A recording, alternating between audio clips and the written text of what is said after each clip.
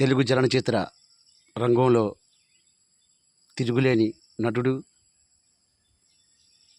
వరుస విజయాలతో దూసుకుపోతున్న Telugu biggest super star Nandamuri Balakrishna గారు నటించిన భగవంత్ కేసరి చిత్రానికి ఉత్తమ ప్రాంతీయ చిత్రంగా నేషనల్ అవార్డు దక్కడం ఇది గర్వకారణం. ఇది బాలయ్య అభిమానులకు పండగ దినం. ఎందువల్లంటే ఒక బిగ్గెస్ట్ మాస్ సూపర్ స్టార్ అటువంటి సబ్జెక్ట్ని యాక్సెప్ట్ చేయడం అనేది ఆయన తాలూకా ఆయనకున్న నట స్కిల్స్కి అదొక మచ్చుతునక. భగవంత్ కేసరి చిత్రం అనేది భేటీకో బనావో షేర్ అనే నినాదంతో అది రూపొందింది. దర్శకుడు అనిల్ రావుపూడి చక్కగా దాన్ని తీర్చిదిద్దడం జరిగింది. మన తెలుగు చలనచిత్ర సీమలో అరుదైన సినిమాలు రావు అని ఏదో సభలు పెట్టి ప్రెస్ మీట్లు పెట్టి మాట్లాడుతూ ఉంటారు. ఒక భైరవద్వీపం, ఒక శ్రీరామరాజ్యం, ఒక శాతకర్ణి, ఒక ఆదిత్య 369, ఒక భగవంత్ కేసరి, ఒక అఖండ, ఇవన్నీ అరుదైన చిత్రాలు కావా? ఇవన్నీ సమకాలీన సమాజానికి ఉపయోగపడే సినిమాలు కావా? తప్పు. నేనెవరో చూశాను, భగవంత్ కేసరి సినిమాకి నేషనల్ అవార్డుపై ఒక దురాభిమాని మాట్లాడిన మాటలు చాలా సిగ్గుగా ఉన్నాయి, చాలా దరిద్రంగా ఉన్నాయి. ఎందువల్లంటే భగవంత్ కేసరి మూవీ నీ సినిమా కాదు, నా సినిమా కాదు, అది అందరికీ ఉపయోగపడే. నీకు కన్నబిడ్డ ఉంటే నీ మనసు కదులుతుంది, నా కన్నబిడ్డ ఉంటే నాకు మనసు కదులుతుంది. తప్పు. హీరో పరంగా చూడకండి. ఒక అత్యుత్తమ చిత్రానికి అవార్డు వచ్చినప్పుడు మన తెలుగు చిత్రానికి జాతీయ పురస్కారం లభించినందుకు గర్వంగా చెప్పుకోండి. కొన్ని చిత్రాలకు వస్తుంటాయి, అవి మామూలుగా అవి ఎందుకు వస్తాయో ఏంటనేది మనకు అర్థం కాదు. దాన్ని మనం విమర్శించడం కూడా సాధ్యం కాదు. దానివల్ల ఏంటంటే భగవంత్ కేసరి సినిమా అనేది ఒక సోషల్ మీడియా మాధ్యమిక అంశం, ఒక సమాజానికి ఉపయోగపడే సందేశాత్మక చిత్రం.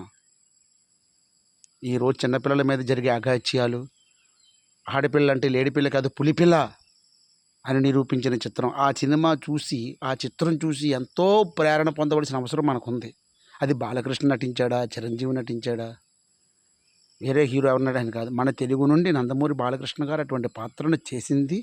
దానికి ఆయనకి నేషనల్ అవార్డు గుర్తింపు రావడం ఇదంతా మనకు ఆనందదాయకం.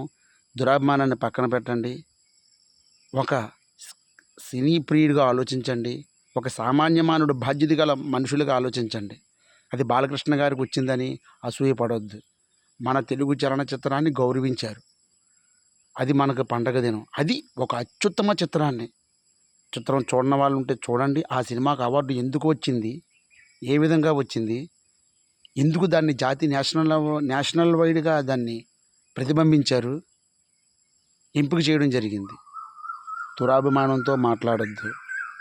ఒక్క బాలకృష్ణ గారిని దృష్టిలో పెట్టుకొని బాలయ్య బాబు ఎదుగుతున్నాడే, బాలయ్య బాబుకి అవార్డులు పంట పండుతుందనే దురాభిమానం మనం చేయకండి, విమర్శించకండి. భగవంత్ కేసరి చిత్రాన్ని విమర్శిస్తే తల్లి పాలు తాగి రొమ్ము గుద్దునట్టే నా దృష్టిలో.